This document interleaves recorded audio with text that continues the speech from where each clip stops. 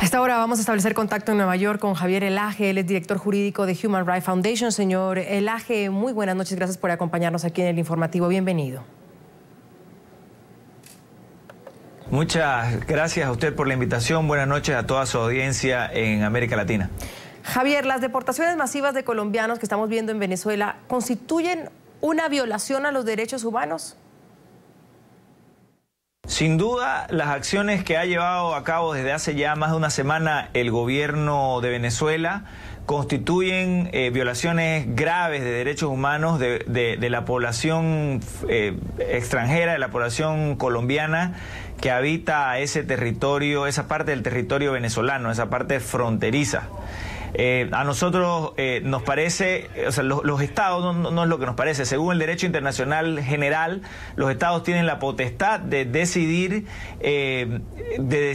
qué hacer con personas, es decir, de expulsar, de deportar a personas que se encuentran, que han entrado al territorio, personas extranjeras que han entrado al territorio nacional o que se mantienen en ese territorio nacional en violación de alguna norma. Ellos tienen la potestad de deportar a esas personas. Sin embargo, esas acciones que pueden hacer todos los estados en el mundo, los 193 estados que se sientan en las Naciones Unidas tienen esa potestad. Sin embargo, deben realizar cualquier tipo de deportación, de expulsión, de proceso judicial contra esas personas extranjeras debe ser realizado en estricto respeto de los derechos fundamentales de esas personas y específicamente en respeto a los tratados de derechos humanos que protegen derechos básicos como el derecho al debido proceso que debe seguirse en cualquier trámite de deportación y finalmente el derecho a proteger la integridad física de las personas, ¿no? En cualquier situación donde estas personas extranjeras, en este caso colombianos dentro del territorio venezolano, tienen ya sea su vida, su libertad o su propiedad en peligro, esto debe ser tratado con todas las garantías del debido proceso. No hemos visto, según todos los reportes y las imágenes que se ven saliendo desde el estado de Táchira, ahí en Venezuela, específicamente en la zona fronteriza, lo que vemos es una acción de éxodo masivo de personas que están huyendo en temor a represalias que aparentemente son de orden de amenazas de que estas personas van a ser tomadas presas de manera masiva, bajo argumentos muy generales de que todos son contrabandistas, de que todos están perjudicando de alguna manera a Venezuela y que por tanto se los está sacando de manera masiva.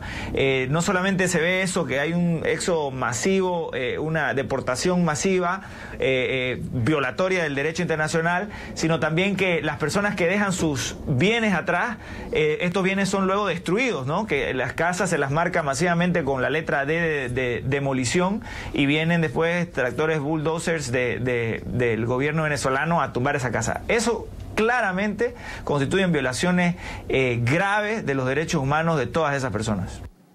Ahora, señor Elaje, cuando el gobierno venezolano generaliza y califica a todas estas personas como delincuentes, como paramilitares, como contrabandistas, ¿cómo queda el régimen de Maduro frente al derecho internacional? Mire, como dije, todas estas acciones constituyen violaciones del derecho internacional de los derechos humanos, específicamente del sistema interamericano de derechos humanos, específicamente de la Declaración Americana de los Derechos y Deberes del Hombre, de la Convención Americana sobre Derechos Humanos y de la Convención Interamericana contra la tortura y otros tratos crueles, inhumanos y degradantes. Todas obligaciones internacionales que vinculan a Venezuela. Debo aclarar que si bien Venezuela denunció la Convención Americana sobre Derechos Humanos hace un par de años, precisamente para tratar de desmarcarse de sus obligaciones en materia de derechos humanos y poder abusar los derechos humanos de su propia población de manera sistemática e impune. Si bien hicieron eso, la Declaración Americana de Derechos y Deberes del Hombre no puede ser denunciada, de manera que sigue vinculando a Venezuela internacionalmente, y la Convención Interamericana que mencioné contra la tortura también aplica a Venezuela. ya que la ratificó en el año 91. Entonces, por más que quiera desmarcarse, sigue Venezuela siendo un Estado obligado a cumplir con estos tratados internacionales. Lastimosamente, sin embargo, debe dejarse claro y es evidente, digamos, yo creo a la audiencia que nos está escuchando, es evidente que Venezuela ya no es un Estado democrático. Hace ya muchos años que Venezuela se ha convertido en lo que se llama un gobierno, un régimen autoritario competitivo. Está en la línea ya de dejar de ser un régimen autoritario competitivo a convertirse en un régimen autoritario completo, donde ya no hay ningún viso de oposición, donde ya no hay un solo medio de comunicación independiente. Ya ahora en Venezuela no hay un solo medio de comunicación masivo independiente que critique de manera abierta al gobierno porque han sido cerrados. Entonces ya Venezuela está al límite de convertirse en lo que en las ciencias políticas se conoce como una dictadura propiamente dicha. Está en ese borde. Ya no hay un nivel de libertad de expresión propio de un sistema democrático y por tanto todo el proceso político venezolano ya no es el de una democracia. Y lo que estamos viendo lastimosamente es la manera en que los gobiernos autoritarios actúan. Esta es una consecuencia de que América Latina ha hecho la vista gorda ante la erosión democrática en Venezuela, y ahora que Venezuela es casi una dictadura, estamos viendo las consecuencias de cómo actúan los dictadores, de cómo actúan los gobiernos autoritarios. Señor Elaje, no sé si usted ha tenido la oportunidad de ver las imágenes de las casas marcadas por las autoridades bolivarianas para ser revisadas o derrumbadas. Hablamos de las casas de los colombianos que vivían en territorio venezolano. ¿Qué le recuerda esto y cuál es su opinión sobre esa situación que se vive en la frontera colombo-venezolana?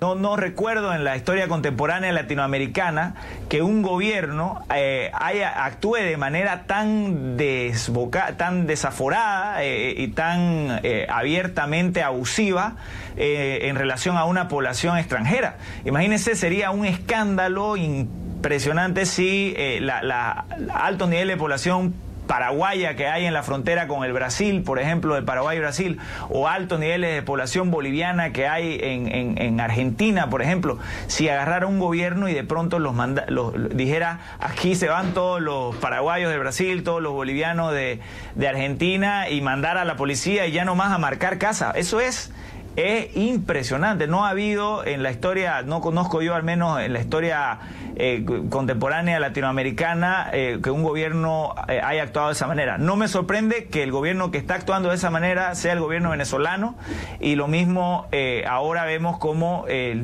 gobierno autoritario de Venezuela no la piensa dos veces para básicamente eliminar a un pueblo, a una población fronteriza que es normal que sea mayoritariamente extranjera. En toda América Latina, en cualquier pueblo fronterizo hay mucho contrabando, hay mucha gente que vive ahí, que tiene sus comercios legítimamente, hay un universo de personas que nacen, crecen, se reproducen y mueren en ese lugar, y que son seres humanos y que deberían tener todas las garantías de parte de los gobiernos de los estados, de los gobiernos de los territorios donde están. Es decir, que los colombianos, por más que estén en la frontera, por más que tuvieran papeles irregulares, algunos de ellos tienen todo el derecho de que Venezuela los trate con dignidad y que se les cumpla, se les proteja todos sus derechos fundamentales, ¿no?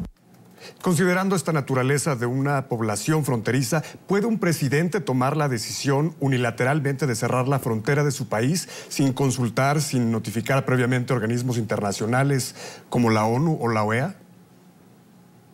Mire, específicamente lo que se tiene que notificar, lo que sí se tiene que notificar según el derecho internacional, específicamente la Convención Americana de Derechos Humanos, y es una cláusula de protección de los derechos fundamentales es que se ha establecido que cuando se declaren estados de excepción, cuando cualquier gobierno declare un estado de excepción en una zona dentro de su territorio, que no necesariamente sea fronteriza, pero en cualquier zona de su territorio, debe informar a la OEA en sí. Esta es una disposición que se adoptó con la finalidad de tratar de elevar los costos de cualquier acción autoritaria. Como en los años 70 prácticamente América Latina se la pasó en estado de excepción durante 10 años, donde se mataba, se torturaba, se desaparecía personas bajo la excusa de que se había declarado el estado de sitio, el estado de excepción, estado de emergencia. Para evitar eso es que se ha establecido la obligación de que los estados que vayan a declarar estados de excepción notifiquen a la OEA. Sin embargo, en este caso Venezuela ha hecho caso omiso de esa obligación y la está violando abiertamente, ¿no?